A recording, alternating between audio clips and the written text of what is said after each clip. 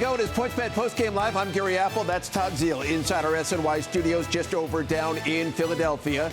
And the Phillies get the win. Final game of this three-game series by a final of 7-6. I think that the two words that I would use to describe this defeat, Todd, are soul-crushing. You take a 6-3 lead to the bottom of the eighth inning and you lose this game. You've got a chance to win a series down in Philadelphia, maybe start to get things going as you come back home, open up a series with the Brewers tomorrow, and then you squander this lead and lose the game. Yeah, it's not just the loss, Gary. It's the way it was lost. Yes. I think that's the key right here, because we were preparing for a postgame where we talked about some of the positives that happened in this game. Some timely hitting, some positive things on the defensive side, and some good work by the bullpen up until about the 7th and 8th inning. And then it all flipped on its head.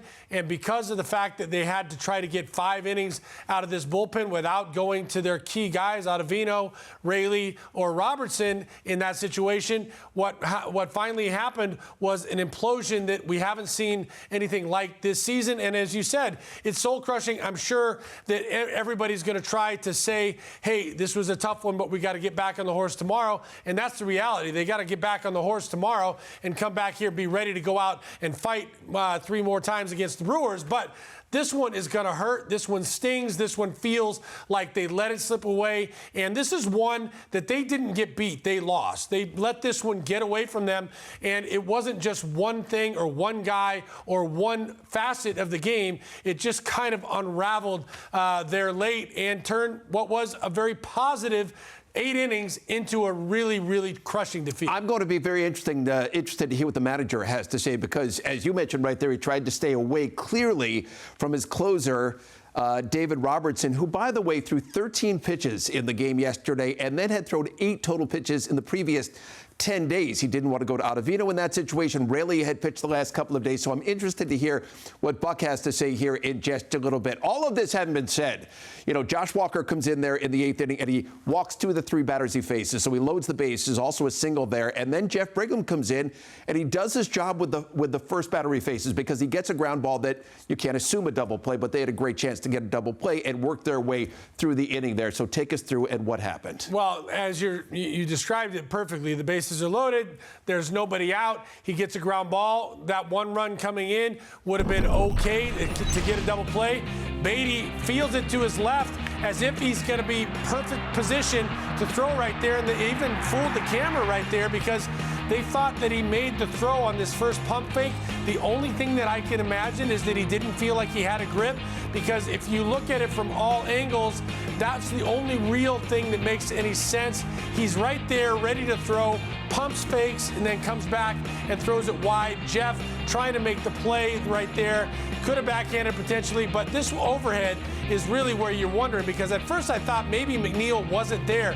He was clearly there in time and was ready to receive the baseball from Brett Beatty. So the only thing that comes to my mind, having been there and played that position, is as he was making the transfer, trying to be quick because he wants to get 2 instead of making sure of 1. That's the key that they tell you in all double play situations. Make sure of 1. At least get that first out, and then you let the guys turn it if they can turn it. And maybe that hesitation was that he didn't feel like he had the grip on the ball.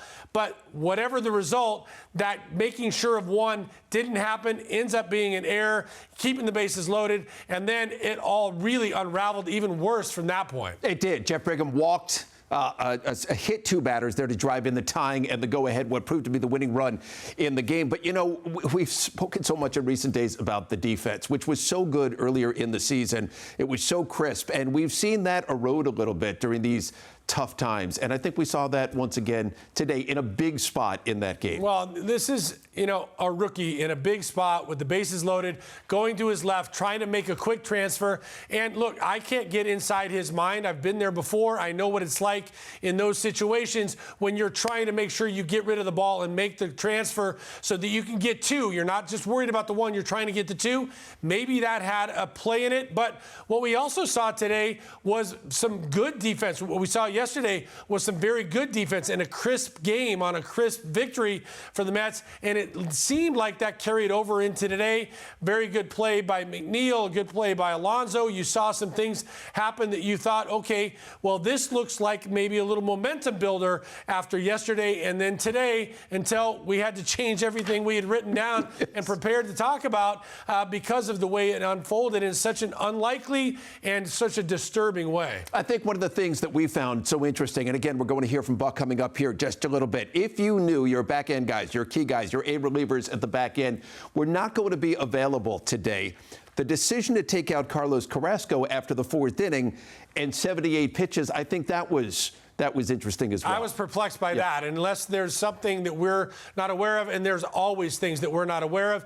They have the firsthand knowledge. They know how a guy's feeling. They know what the analytics might say. But in a situation where you've got a guy against a guy like Wheeler, who's been so tough on everybody else this year, they scratch out 4 runs. They got a 4-2 lead. Carrasco in 78 pitches through 4 innings. And if you have to make the assumption that you don't have the back end of the bullpen guys ready to go, and you're going to have to get 5 innings out of guys that, as Keith pointed out, not one of those guys broke camp with this Mets team. This is the bullpen, or having to put it together, and they've done a lot of good things over the course of the year. But if you knew that going in, then it very much surprises me that they didn't allow Carrasco to go back out there for the 5th. As we can look at numbers here for the Mets bullpen today, and Grant Hartwig, by the way, gave them 2 very good scoreless innings. Did you not find it interesting there in the 9th inning, after they didn't go to Robertson, wanted to stay away from Robertson in the 8th inning, that he got up and warmed up there in the 9th inning? Look, if this game had gone to extras? I thought I was confused by the fact that they didn't let Carrasco go after the 4th. And then I thought, okay, the explanation has to be something maybe with Carrasco, and that he was going to try to get the best out of those 5 guys. And, he must not have the back end of the bullpen guys out, because you didn't see him when there was 3 pitching changes in the 8th inning. And then Robertson gets up to play catch and start throwing after they surrendered the lead. That made even less sense to me, so I got more confused. And look, I can't answer it. Only the guys that are in the clubhouse and wearing the uniform are going to be able to answer what really happened there, and the things that are behind the scenes. We can only speculate. All I know, it was not something that you can easily follow and was by the book. It's also worth noting here that Drew Smith, once again, unavailable today, is eligible to come off the suspended list tomorrow, and they were a man down in that bullpen once again today. So let's get the explanation from the manager right now as we go back down to Philadelphia to hear from Buck Showalter.